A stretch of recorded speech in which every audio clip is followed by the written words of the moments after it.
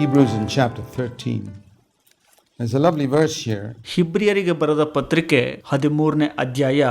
ಇಲ್ಲಿ ಒಂದು ಸುಂದರವಾದಂಥ ವಚನ ಇದೆ. About whose faith we should imitate. ಇಲ್ಲಿ ಯಾರ ನಂಬಿಕೆಯನ್ನ ನಾವು ಅನುಸರಿಸುವವರಾಗಿರಬೇಕು ಎಂಬುದರ ಬಗ್ಗೆ ಮಾತನಾಡಿದೆ. Don't imitate the faith of certain type of people. ಕೆಲವು ವಿಧವಾದ ಜನರ ನಂಬಿಕೆಯನ್ನ ಅನುಸರಿಸಬೇಡಿರಿ ಎಂಬುದಾಗಿ ಇಲ್ಲಿ ಮಾತನಾಡಲ್ಪಟ್ಟಿದೆ. Hebrews 13:7. ಹಿಬ್ರಿಯರಿಗೆ ಬರೆದ ಪತ್ರಿಕೆ 13ನೇ ಅಧ್ಯಾಯ 7ನೇ ವಚನ. Remember those who led you. ನಿಮ್ಮನ್ನು ಮುನ್ನಡೆಸಿದಂತವರನ್ನು ಜ್ಞಾಪಕ ಮಾಡಿಕೊಳ್ಳಿರಿ ಎಂಬುದಾಗಿ ಅಲ್ಲಿ ಹೇಳುತ್ತೆ. Who led by example. ಅವರು ತಮ್ಮ ಮಾದರಿಯಿಂದ ನಿಮ್ಮನ್ನು ಮುನ್ನಡೆಸಿದರು. Who spoke the word of God to you. ಅವರು ನಿಮಗೆ ದೇವರ ವಾಕ್ಯವನ್ನು ಮಾತನಾಡಿದರು. Consider the result of their conduct. ಅವರು ಯಾವ ರೀತಿಯಿಂದ ನಡೆದುಕೊಂಡರೆಂದು ಆಲೋಚಿಸಿರಿ ಅಥವಾ ಅದನ್ನು ಪರಿಗಣಿಸಿರಿ. Conduct is life. How they behave. ನಡೆದುಕೊಳ್ಳುವುದು ಎಂಬುವಂಥದ್ದು ಜೀವಿತ. ಅವರು ಹೇಗೆ ನಡೆದುಕೊಂಡರು ಅಥವಾ ವರ್ತಿಸಿದರು. Look at their behavior. ಅವರ ನಡವಳಿಕೆ ಹೇಗಿತ್ತು, ಅವರ ವರ್ತನೆ ಹೇಗಿತ್ತು ಎಂಬುದನ್ನು ನೋಡ್ರಿ ನೀವು. If you see their behavior is Christ-like, ಅವರು ನಡೆದುಕೊಂಡಿದ್ದು ಕ್ರಿಸ್ತನ ರೀತಿಯಿಂದ ಕೂಡಿತ, imitate their faith. ಅಂತವರ ನಂಬಿಕೆಯನ್ನ ಅನುಸರಿಸಿರಿ. But if you see a man talks a lot about faith and ಆದ್ರೆ ನೀವು ಒಬ್ಬ ವ್ಯಕ್ತಿ ನೋಡ್ತೀರಿ, ಆತನು ನಂಬಿಕೆ ಕುರಿತಾಗಿ ಬಹಳಷ್ಟು ಮಾತನಾಡ್ತಿರ್ತಾನೆ. he gets upset easily and ಆತನು ಬಹಳ ಸುಲಭವಾಗಿ ನಿರಾಸೆಗೊಳ್ಳುತ್ತಿರುತ್ತಾನೆ, ಅಸಮಾಧಾನಗೊಳ್ಳುತ್ತಿರುತ್ತಾನೆ. doesn't mingle with poor ordinary people. ಆತನು ಸಾಮಾನ್ಯ ಜನರೊಟ್ಟಿಗೆ, ಬಡ ಜನರೊಟ್ಟಿಗೆ ಸೇರಿಕೊಳ್ಳುತ್ತಿರುವುದಿಲ್ಲ. Only with big shots or great Christian leaders or something like that. ಆತನು ಕೇವಲ ದೊಡ್ಡ ದೊಡ್ಡ ಮನುಷ್ಯರೊಟ್ಟಿಗೆ, ದೊಡ್ಡ ದೊಡ್ಡ ಕ್ರೈಸ್ತ ನಾಯಕರೊಟ್ಟಿಗೆ ಮಾತ್ರ ಕಾಣಿಸಿಕೊಳ್ಳುತ್ತಿರುತ್ತಾನೆ. I don't want to imitate their faith. ನಾನು ಅಂತವರ ನಂಬಿಕೆಯನ್ನ ಅನುಸರಿಸಬಾರದು. I want to see the result of their conduct. ಅವರ ನಡವಳಿಕೆಯಿಂದ ಬರುವಂತಹ ಫಲಿತಾಂಶವನ್ನ ನಾನು ನೋಡಬೇಕು. I say, what type of conduct has this guy's faith produced in him? ಈ ವ್ಯಕ್ತಿಯ ನಂಬಿಕೆ ಆತನಲ್ಲಿ ಯಾವ ರೀತಿಯ ನಡವಳಿಕೆಯನ್ನ ಹುಟ್ಟು ಹಾಕಿದೆ ಎಂದು ನಾನು ಹೇಳುವನಾಗಿರಬೇಕು. What is his attitude to money? ಹಣದ ಕಡೆಗೆ ಆತನ ಮನೋಭಾವ ಹೇಗಿದೆ, I want to see that. ನಾನು ಅದನ್ನು ನೋಡುವನಾಗಿರಬೇಕು. I don't want to just blindly imitate some preacher who impresses me with his eloquence in the platform. ವೇದಿಕೆಯ ಮೇಲೆ ತನ್ನ ವಾಕ್ಚಾತುರ್ಯದಿಂದ ನನ್ನನ್ನು ಮೆಚ್ಚಿಸುವಂತ ಬೋಧಕನನ್ನ ನಾನು ಕುರುಡಾಗಿ ಅನುಕರಿಸುವವನಾಗಿರಬಾರದು. Consider the result of their conduct. ಅವರು ನಡೆದುಕೊಂಡಂತದ್ದರಿಂದ ಬಂದಂತಹ ಫಲಿತಾಂಶವನ್ನ ಆಲೋಚಿಸಿರಿ. And then imitate their faith. ನಂತರ ಅವರ ನಂಬಿಕೆಯನ್ನು ಅನುಸರಿಸಿರಿ. If only Christians had obeyed that simple verse.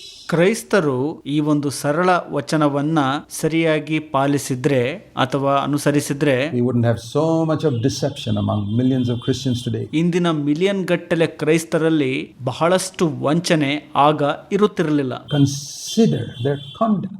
ಅವರು ಯಾವ ರೀತಿಯಿಂದ ನಡೆದುಕೊಂಡರು ಎಂಬುದನ್ನ ಆಲೋಚಿಸಿರಿ. What is the result of their conduct? And ಅವರು ನಡೆದುಕೊಂಡದ್ದರ ಆ ಒಂದು ಫಲಿತಾಂಶ ಏನು? ಹಾಗಾದ್ರೆ another translation says, see how they ended their lives. ಮತ್ತೊಂದು ಅನುವಾದ ಈ ರೀತಿಯಾಗಿ ಹೇಳುತ್ತದೆ, ನೋಡ್ರಿ ಅವರು ಯಾವ ರೀತಿಯಿಂದ ತಮ್ಮ ಜೀವಿತವನ್ನ ಕೊನೆಗಾಣಿಸಿದರು ಅಂತ. See how, what is the end result of their life. ಅವರ ಅಂತ್ಯ ಜೀವಿತದ ಫಲಿತಾಂಶ ಏನು ಎಂಬುದನ್ನ ನೋಡಿರಿ. In other words, I mean, we don't have to necessarily wait till a person dies. ಮತ್ತೊಂದು ಅರ್ಥದಲ್ಲಿ ನಾವು ಆ ವ್ಯಕ್ತಿಯು ಸಾಯುವವರೆಗೆ ಕಾಯೋ ಅವಶ್ಯಕತೆ ಇಲ್ಲ. Paul said, even when he was alive, follow me as I follow Christ. ಪೌಲನು ತಾನು ಬದುಕಿದ್ದಾಗಲೇ ಹೇಳಿದನು, ನಾನು ಕ್ರಿಸ್ತನನ್ನ ಅನುಸರಿಸಿದಂತೆ ನೀವು ನನ್ನನ್ನು ಅನುಸರಿಸಿರಿ ಅಂತ. But he wrote that when he had already been a Christian for maybe 25-30 years. ಆತನು ಈ ರೀತಿಯಾಗಿ ಇದನ್ನು ಬರೆಯುವಾಗ ಆತನು ಆಗಲೇ ಕ್ರೈಸ್ತನಾಗಿ 25-30 ವರ್ಷ ಆಗಿರಬಹುದು. So he was pretty much along the way. ಆತನು ಆಗಲೇ ಆ ಒಂದು ಹಾದಿಯಲ್ಲಿ ಬಹಳ ದೂರ ಸಾಗಿದ್ದನು. And if you see that a man 25-30 years is climbing, ನೀವು ಒಬ್ಬ ವ್ಯಕ್ತಿಯನ್ನು ನೋಡುವಾಗ 25-30 ವರ್ಷದಿಂದ ಆತನು ಹತ್ತುತ್ತಿದ್ದ ಅಂದ್ರೆ good person to follow. ಆತನು ಒಳ್ಳೆಯ ವ್ಯಕ್ತಿಯಾಗಿರುತ್ತಾನೆ, ಆತನನ್ನ ನೀವು ಹಿಂಬಾಲಿಸಲು. And you find every year he's going higher. ನೀವು ಪ್ರತಿ ವರ್ಷ ಆತನನ್ನು ನೋಡ್ತೀರಿ, ಆತನು ಉನ್ನತಕ್ಕೆ ಹೋಗುತ್ತಲೇ ಇರುತ್ತಾನೆ. A good person to follow. He's going the right direction. ಆತನು ಒಳ್ಳೆಯ ಮನುಷ್ಯನಾಗಿರುತ್ತಾನೆ, ಆತನು ಸರಿಯಾದ ಮಾರ್ಗದಲ್ಲಿ ಸಾಗುತ್ತಿರುತ್ತಾನೆ. So then you know how he's going to end. ಆಗ ನೀವು ಕಂಡುಕೋಬಹುದು ಆತನು ತನ್ನ ಜೀವಿತವನ್ನ ಹೇಗೆ ಕೊನೆಗಾಣಿಸಿಕೊಳ್ಳುತ್ತಾನೆ ಅಂತ. The tragedy today is so many people. ದುರಂತ ಏನಪ್ಪಾ ಅಂದ್ರೆ ಇವತ್ತು ಅನೇಕ ಜನರು, I believe it's a very important verse for today. ಇದು ನಾನು ನಂಬುತ್ತೇನೆ ಬಹಳ ಮುಖ್ಯವಾದಂತ ವಚನ ಇಂದು. So many people who start so well ಅನೇಕ ಜನರು ಬಹಳ ಉತ್ತಮವಾಗಿ ಪ್ರಾರಂಭವನ್ನ ಮಾಡ್ತಾರೆ. and get a lot of fame with their preaching ability and eloquence. ಅವರು ತಮ್ಮ ಬೋಧನೆಯ ಒಂದು ಶಕ್ತಿಯಿಂದ ಮತ್ತು ವಾಕ್ಚಾತುರ್ಯದಿಂದ ಒಳ್ಳೆ ಪ್ರಖ್ಯಾತಿಯನ್ನು ಪಡೆದುಕೊಳ್ಳುತ್ತಾರೆ. And the huge churches they are able to build. ದೊಡ್ಡ ದೊಡ್ಡ ಸಭೆಗಳನ್ನು ಅವರು ಕಟ್ಟಲು ಸೇರಿಸಲು ಶಕ್ತರಾಗಿರುತ್ತಾರೆ. All of a sudden it's discovered that there's some secret sin in their life.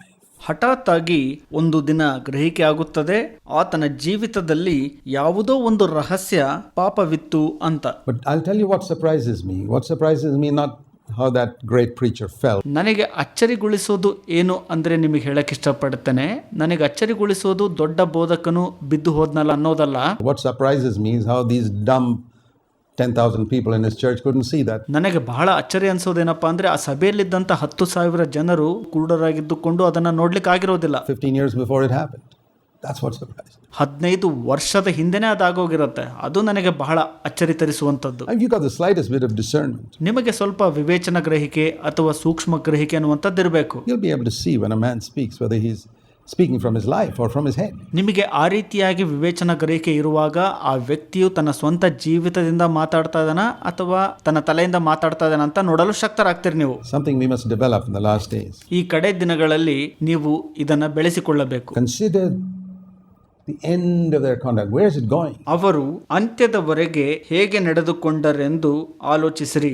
ಅದು ಎಲ್ಲಿ ಹೋಗ್ತಾ ಇದೆ ನೀವು ನೋಡುವರಾಗಿರಬೇಕು. Then imitate their faith. ಆಗ ಅವರ ನಂಬಿಕೆಯನ್ನು ಅನುಸರಿಸಬೇಕು. Otherwise don't imitate it. ಇಲ್ಲ ಅಂದ್ರೆ ಅನುಸರಿಸಲು ಹೋಗಬೇಡ್ರಿ. I don't follow every Tom, Dick and Harry who calls himself a believer or a preacher. ನೀವು ವಿಶ್ವಾಸಿಗಳು ಎಂದು ಕರೆಯುವಂತ ಅಥವಾ ಬೋಧಕರು ಎಂದು ಕರೆಯುವಂತ ಎಲ್ಲರನ್ನೂ ನಾನು ಹಿಂಬಾಲಿಸಲು ಹೋಗೋದಿಲ್ಲ. I'd have destroyed myself long ago if I'd done that. ನಾನು ಅದನ್ನ ಮಾಡಿದ್ದೆ ಆದ್ರೆ ನನ್ನನ್ನು ನಾನು ಯಾವಾಗಲೂ ನಾಶ ಮಾಡಿಕೊಂಡು ಬಿಡುತ್ತಿದ್ದೆ. I remember when I was a young Christian, the Lord told me, ನಾನು ಯೌವನಸ್ಥ ಕ್ರೈಸ್ತನಾಗಿರುವಾಗ ನನಗಿನ್ನೂ ನೆನಪಿದೆ, ಕರ್ತರು ನನಗೆ ಈ ರೀತಿಯಾಗಿ ಹೇಳಿದರು, if you can find someone who's following me, follow him. ಯಾರಾದರೂ ಒಬ್ರು ನನ್ನನ್ನು ಹಿಂಬಾಲಿಸುವುದನ್ನ ನೀನು ಕಂಡುಕೊಂಡಾಗ ಅವರನ್ನ ನೀನು ಹಿಂಬಾಲಿಸು ಎಂಬುದಾಗಿ ಕರ್ತರು ನನಗೆ ಹೇಳಿದರು. And if you can't find anyone who's following me, ನನ್ನನ್ನು ಹಿಂಬಾಲಿಸುವಂತ ಯಾರನ್ನೂ ನೀನು ಕಂಡುಕೊಳ್ಳದೆ ಇರುವಾಗ look at me, just follow me. ನನ್ನನ್ನೇ ನೋಡಿ ನನ್ನನ್ನು ಹಿಂಬಾಲಿಸು ಅಷ್ಟೇ ಅಂತ. That has been the most helpful advice I ever got from the Lord in my younger days. ನನ್ನ ಯೌವನದ ದಿನಗಳಲ್ಲಿ ಕರ್ತನಿಂದ ನಾನು ಪಡೆದುಕೊಂಡಂತ ಬಹಳ